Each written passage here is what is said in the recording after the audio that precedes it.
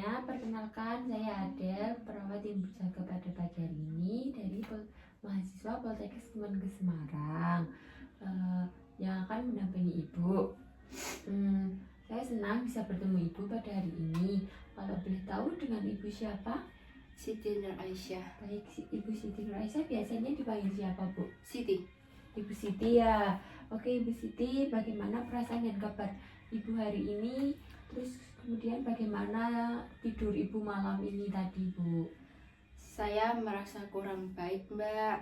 Tidur saya juga tidak nyenyak karena gelisah. Oke. Apakah akhir-akhir ini Ibu sering merasa terganggu dengan pikiran Ibu atau dengan dorongan untuk menyakiti diri sendiri, Bu? Iya. Oke. Apa yang Ibu lakukan saat pikiran atau dukungan untuk menyakiti diri sendiri itu muncul, Bu? Saya biasanya hanya ngelamun atau mencoba menahan sendirian. Oke, pada pertemuan ini kita akan berbincang-bincang tentang cara mengendalikan dorongan untuk bunuh diri ya, Bu? Iya. Tujuannya nanti agar Ibu dapat mengenali benda berbahaya dan mengetahui cara mengendalikan dengan dorongan tersebut. Waktu pertemuan kita hari ini sekitar 15 menit. Apakah Ibu setuju? Setuju. Oke, menurut Ibu, kita akan berbincang-bincang di mana yang nyaman? Di sini aja. Oke, di sini saja ya, Bu. Hari ini kita akan membahas cara membantu Ibu mengenali dan mengendalikan pikiran negatif yang dapat membahayakan diri Ibu.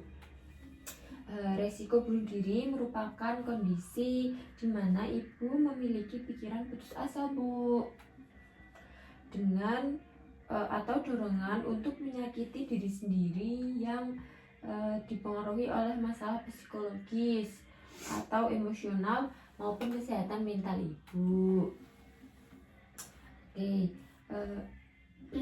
pendampingan Ibu mengenal risiko bunuh diri bertujuan untuk membantu memahami kondisi yang dialami, mencegah terjadinya tindakan menyakiti diri sendiri, dan meningkatkan kemampuan Ibu dalam mengelola stres. Ibu, sebelum kita mulai, saya akan memastikan lingkungan aman dan saya akan mendampingi Ibu agar dapat belajar mengendalikan dengan tidak menyakiti diri sendiri. Jika ada benda-benda yang dapat membahayakan diri Ibu, sebaiknya Ibu menjauhi dan tidak memegangnya ya, Bu. Bagaimana kalau saya ajarkan untuk mengusir suara-suara tersebut? Apakah Ibu bersedia? Bersedia. Jika suara itu muncul, Ibu dapat menutup kedua telinga Ibu dengan rapat seperti ini. Rapat banget ya, Bu. Lalu mengatakan dengan suara keras, "Jauhi saya, pergi kamu palsu ya, Bu." Sekarang coba Ibu lakukan seperti yang saya omongkan tadi.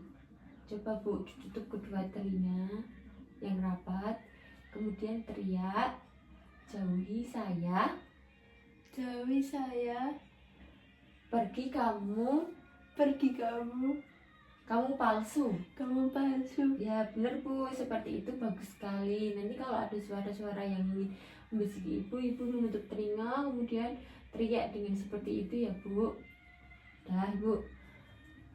Dengan cara ini Ibu dapat lebih mampu mengendalikan suara-suara tersebut sehingga dorongan untuk menyakiti diri sendiri bisa berkurang, Bu. Bagaimana perasaan Ibu setelah mengetahui benda-benda yang dapat membahayakan diri Ibu dan mempelajari cara mengusir suara-suara tersebut? Saya merasa lebih tenang karena saya sekarang tahu apa yang harus saya lakukan. Ibu bisa menyebutkan tidak hal-hal yang membahayakan diri ibu seperti pisau, gunting, pemes, silet, gitu-gitu jangan didekati ya Bu, atau jangan pernah memegangnya. Ya. Baik. Selama kita belum bertemu lagi, jika ibu melihat benda-benda yang dapat membahayakan diri ibu, segera jauhi ya Bu.